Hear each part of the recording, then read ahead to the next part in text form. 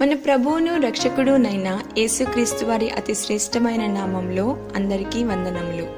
రోజుకు ఒక మిషనరీ జీవిత చరిత్రలో ఈరోజు మనం చూడబోచున్న మిషనరీ బ్రూస్ ఓల్సన్. జననం 10-11-1941. స్వస్థలం అమెరికా దేశంలోని మిన్నెసోటా. దర్శన స్థలము వెనిజులా మరియు కొలంబియా. మిన్నెసోటాలోని ఒక క్రైస్తవ కుటుంబంలో జన్మించిన బ్రూస్ ఓల్సన్ 14 సంవత్సరాల వయసులో క్రొత్త నిబంధన గ్రంథంను చదువుచుండగా రక్షణానుభవాన్ని పొందారు. తదుపరి పలు మిషనరీ సమావేశాలకు హాజరైనప్పుడు మిషనరీగా వెళ్లి సేవ చేయుటకు పలువురు ప్రసంగికుల ద్వారా అతను సవాళ్లను ఎదుర్కొన్నారు. 16 సంవత్సరాల వయసు వచ్చినప్పుడు దక్షిణ అమెరికాలోని గిరిజనుల యొద్దకు మిషనరీగా వెళ్లవలను అనున్నది తన పట్ల దేవుని సంకల్పమై ఉన్నదని అతను గ్రహించాడు. అందుకు సిద్ధపాటుగా అతను భాషాశాస్త్రాన్ని అధ్యయనం చేశారు. అటు పిమ్మట అనేక మిషన్ బోర్డులకు దరఖాస్తులు పంపినప్పటికీ అవన్నీ కేవలం తిరస్కారం పాలయ్యాయి. తల్లిదండ్రులు అభ్యంతరపడినప్పటికీ, ఆర్థికంగా ఎటువంటి ఆధారం లేకపోయినప్పటికీ అతనిలో మండుతున్న సేవ కొరకైన వాంఛ వలన అతను వెనిజులాకు ప్రయాణమయ్యారు. వెనిజులా చేరుకునేటప్పటికీ బ్రూస్ యొక్క వయసు 19 సంవత్సరాలు. అక్కడ బాహ్య ప్రపంచంతో అంతగా సంబంధాలు లేని మోటిలోన్ బారీ అనే హింసాత్మకమైన తెగ గురించి అతను విన్నాడు. ఒక ప్రక్క అంటువ్యాధులతో, మరొక ప్రక్క నెలకొన్న హింసాత్మక పరిస్థితులతో ఆ ప్రజల స్థితి అంతరించిపోవుటకు సంసిద్ధమవుతున్నట్లున్నది.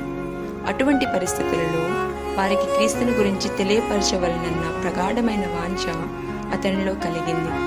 అప్పటి వరకు ఎటువంటి పరిశోధన దాఖలాలు లేని అపరిచిత ప్రాంతాల గుండా నెలల తరబడి నడిచిన పిమ్మట చివరికి అతను దట్టమైన కొలంబియా అరణ్యాలలో ఉన్న మోటిలోన్ బారీ తెగను కనుగొనగలిగారు. అయితే వారిని కలుసుకున్న మరుక్షణమే అతను బాణాలతో పొడవబడి ఆ తెగ నాయకుని చేతులలో ప్రాణాలు కోల్పోయేంత కఠినమైన పరిస్థితులను ఎదుర్కొన్నారు. అయినప్పటికీ ఆ శారీరక బాధను, అంతకు మించిన ఒంటరితనమును భరిస్తూ నిరీక్షణతో వారి భూభాగంలోనే అతను జీవించడం కొనసాగించారు.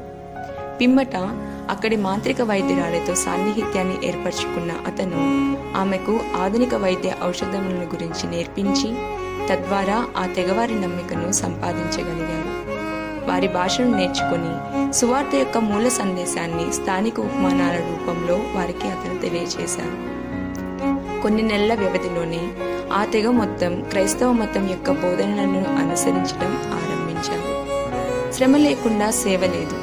మోటిలోన్ భూభాగాన్ని నియంత్రించుటకు ప్రయత్నిస్తున్న గొరిల్లా ఉగ్రవాదులు అతనిని బలాత్కారంగా తీసుకుని వెళ్లి నిర్బంధించి ఉంచారు. వారి యొద్ద అతను 9 నెలల పాటు పలు హింసలను, చంపుతామన్న బెదిరింపులను ఎదుర్కొన్నారు. అయితే వాటన్నింటి మధ్య కూడా అతను చూపించిన దైవభక్తి అనేక మంది ఉగ్రవాదులను క్రీస్తు వైపుకు నడిపించింది.